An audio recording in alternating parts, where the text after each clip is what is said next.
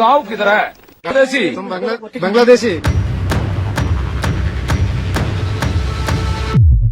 ভারতের কেরালার পালাক্কাড় জেলায় বাংলাদেশি সন্দেহে এক দলিত শ্রমিককে নির্মমভাবে পিটিয়ে হত্যা করা হয়েছে। এই ঘটনায় দেশটিতে নিন্দার ঝড় বইছে।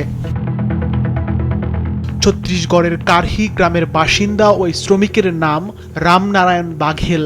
তিনি গত 13ই ডিসেম্বর কেরালায় গিয়ে নির্মাণ শ্রমিকের কাজ নেন।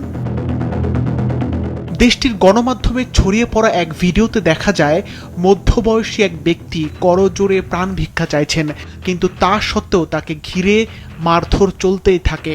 এক পর্যায়ে তিনি মাটিতে লুটিয়ে পড়েন এবং সেখানেই তার মৃত্যু হয়। এই ঘটনায় এলাকায় উত্তেজনা ছড়িয়ে পড়ে। পরিস্থিতি নিয়ন্ত্রণে নিরাপত্তা জোরদার করে দেশটির পুলিশ।